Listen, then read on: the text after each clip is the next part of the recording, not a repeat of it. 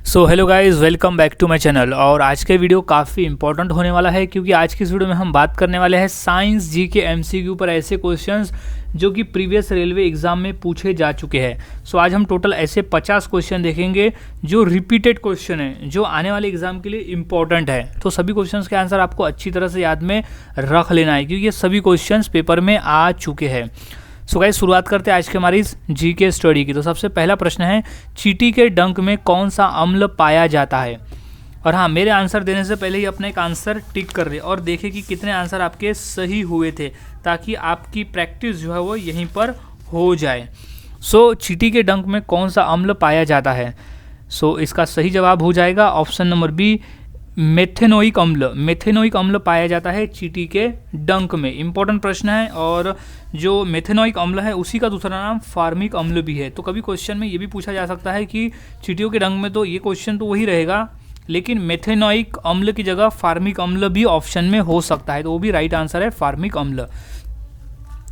Next question है, शीतल पेय में फिज उत्पन्न करने के लिए निम्नलिखित में से क्या मिलाया जाता है? सो इसका सही जवाब हो जाएगा ऑप्शन नंबर एक, कार्बनिक अम्ल। फीज उत्पन्न करने के लिए उसमें कार्बनिक अम्ल मिलाया जाता है। क्वेश्चन इंपॉर्टेंट है क्योंकि जब भी हम कोई शीतल पेय या ठंड कोल्ड ड्रिंक्स पीते हैं तो हमारे मुंह में एक झंझनाहट सी महसूस होती है, तो वो होती है कार्बनिक अम्ल की वजह से।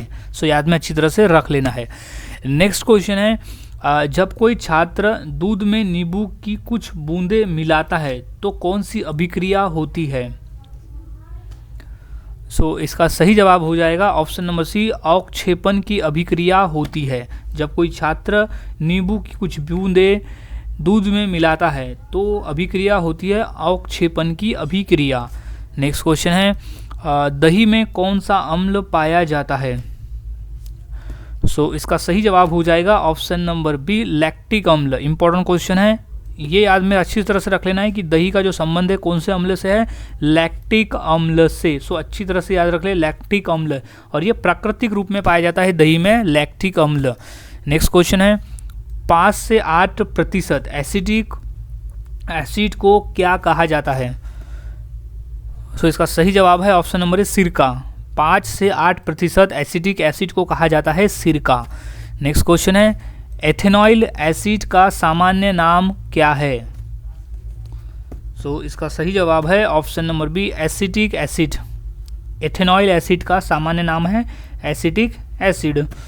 नेक्स्ट क्वेश्चन है, जब दूध खट्टा हो जाता है तो किस एसिड का उत्पादन होता है? सो इसका सही जवाब है option number B, lactic acid का। दूध का खट्टा होना यानी वो दही में परिवर्तित होना, तो दही में होता है लैक्टिक एसिड।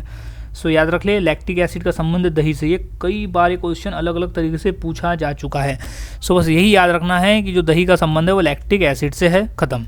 नेक्स्ट क्वेश्चन है, संतरे में कौन सा अम्ल पाया जाता है? सो इसका सही जवाब है ऑप्शन नंबर डी, साइट्रिक अम्ल। संतरे में साइट्रिक अम्ल पाया जाता है। नेक्स्ट क्वेश्चन, सिरके का इनमें से कौन एक प्रमुख संघटन अम्ल है?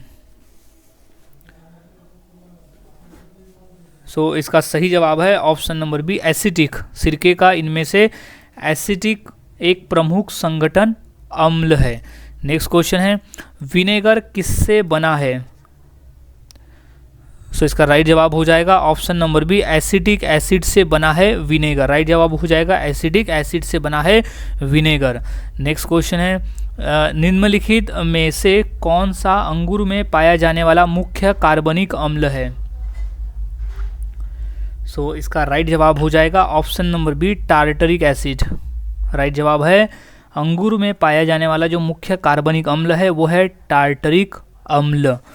नेक्स्ट क्वेश्चन है, निम्नलिखित में से किस में इथेनॉइल एसिड होता है? सो इसका सही जवाब है ऑप्शन नंबर सी, सफ़ेद सिरका।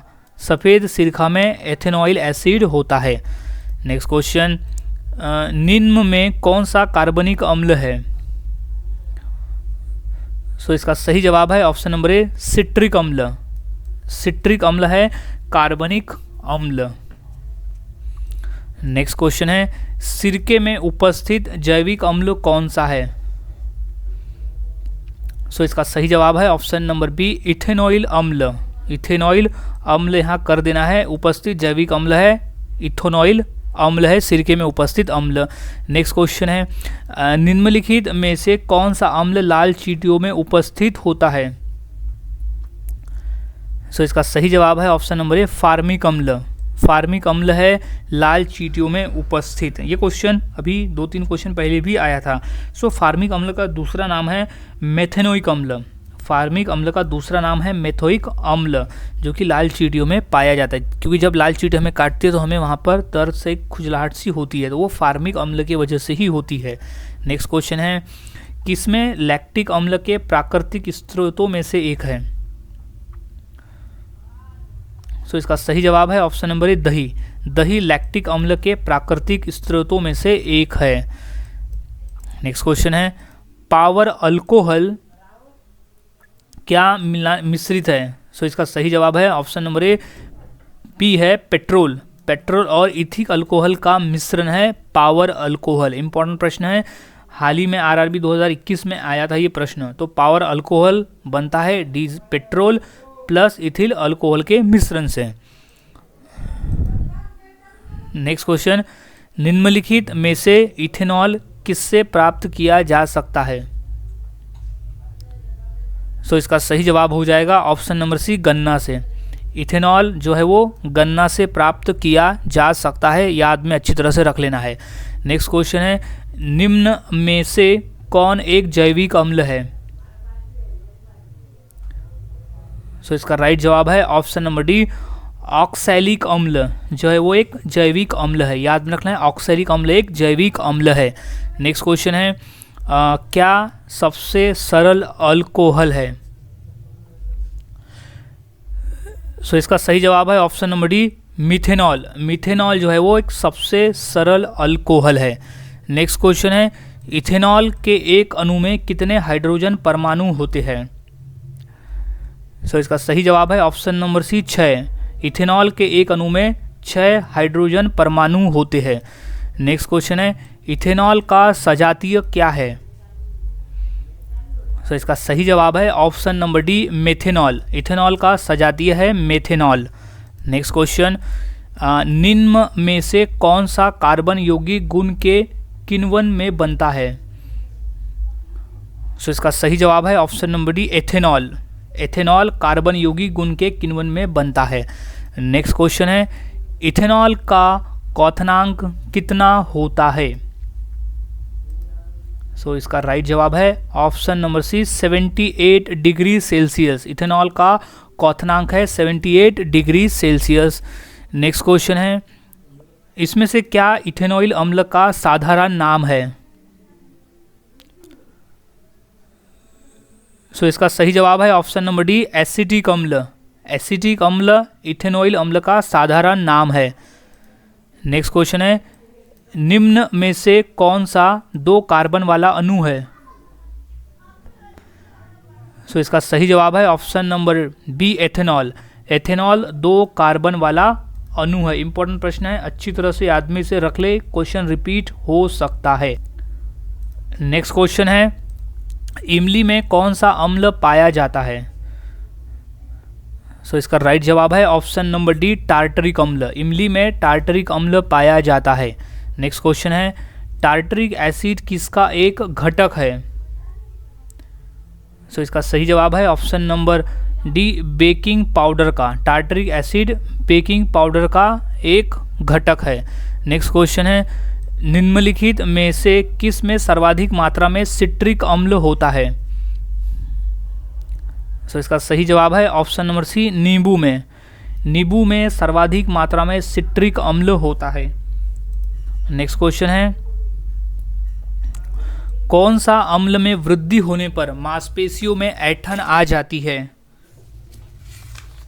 सो इसका सही जवाब हो जाएगा ऑप्शन नंबर बी, लैक्टिक अम्ल में वृद्धि होने पर मांसपेशियों में ऐंठन आ जाती है। यानी जब हम कोई कठिन परिश्रम करते हैं या ज़्यादा एक्टिविटी करते हैं तो हमारे मांसपेशियां थक जाती है, तो वो लैक्टिक अम्ल में वृद्धि यानी लैक्टिक अम्ल बढ़ जाने की वजह से ही वो हमें थकान महसूस होती है और हमारे मांसपेशियां जो है वो दुखने, उसमें दर्द होने लगता है। नेक्स्ट क्वेश्चन है, इनमें से कौन सा सही मिलान नहीं है? सो इसका सही जवाब हो जाएगा ऑप्शन नंबर ए, नींबू का जो ऑक्सेलिक अम्ल के साथ जो मिलान है वो सही नहीं है। अब कारण ये है कि नींबू में जो है वो पाया जाता है साइट्रिक अम्ल, ऑक्सेलिक अम्ल नहीं पाया जाता। जैसे कि इमली में टार्टरिक अम्ल होता है, चींटियों के डंक में फार्मिक अम्ल होता है और खट्टे दूध में यानी एक प्रकार की दही में लैक्टिक अम्ल होता है। तो ये जो तीनों है इनका जो जोड़ी है वो सही है, लेकिन नींबू के साथ ऑक्सेलिक अम्ल का गलत है क्योंकि नींबू में साइट्रिक अम्ल पाया जाता है। नेक्स्ट क्वेश्चन, इसमें से क्या एक सल्फर युक्त अमीनो अम्ल है? सो इसका सही जवाब है option number D, cysteine. Cysteine एक सल्फर युक्त अमीनो अम्ल है। नेक्स्ट क्वेश्चन है, निम्नलिखित में सबसे दुर्बल अम्ल कौन सा है? सो इसका सही जवाब है ऑप्शन नंबर बी, बेजोइक अम्ल जो है वो सबसे दुर्बल यानी सबसे कमजोर हम उसे बोल सकते हैं। सबसे कमजोर अम्ल जो है वो बेजोइक अम्ल है। क्वेश्चन आ सकता है पेपर में, रिपीट हो सकता है क्योंकि ये हाल ही में आया हुआ है। नेक्स्ट क्वेश्चन है, इनमें से किस में सिट्रिक अम्ल मौजूद होता है? सो इसका सही जवाब है ऑप्शन नंबर सी, संतरा में। संतरा में सिट्रिक अम्ल मौजूद होता है जो दिए गए ऑप्शन में से हमारे पास है। नेक्स्ट क्वेश्चन है, लैक्टिक एसिड क्या है? सो इसका सही जवाब है ऑप्शन नंबर ए, 3 कार्बन वाला अणु है। लैक्टिक एसिड जो है वो 3 कार्बन वाला अणु है, लैक्टिक एसिड। नेक्स्ट क्वेश्चन है, एस्टर में कौन सी गंध होती है, यानी एस्टर की गंध कैसी होती है? सो सही जवाब है ऑप्शन नंबर सी, फल जैसी होती है। एस्टर में फल जैसी गंध होती है। नेक्स्ट क्वेश्चन है, निम्नलिखित में से किसका प्रयोग इत्र बनाने के साथ साथ स्वाद के एजेंट बनाने के लिए किया जाता है? सो इसका सही जवाब है option number C, ester. Ester का प्रयोग इत्र बनाने के साथ साथ स्वाद के एजेंट यानी व्यंजन में स्वाद को बढ़ाने के लिए भी किया जाता है। नेक्स्ट क्वेश्चन है, फेनोफ्थैलीन को सिरके में डालने पर वह कौन सा हो जाता है, यानी कौन सा कलर का हो जाता है? सो इसका सही जवाब है ऑप्शन नंबर डी, रंगहीन। फेनोफ्थैलीन को सिरके में डालने पर वो रंगहीन हो जाता है, इसका कोई कलर ही नहीं होता। नेक्स्ट क्वेश्चन है, निम्न में से कौन सा 3 कार्बन श्रृंखला और 1 कीटोन समूह वाले कार्बन यौगिक का सही नाम है? सो इसका सही जवाब है option number A, propanone. Propanone. Next question है, फ्रेडरिक वोल्हर द्वारा यूरिया के निर्माण के लिए इनमें से किस यौगिक का प्रयोग किया गया था? सो इसका राइट जवाब हो जाएगा option number B, ammonia cyanate का प्रयोग किया गया था फ्रेडरिक वोल्हर द्वारा यूरिया के निर्माण में।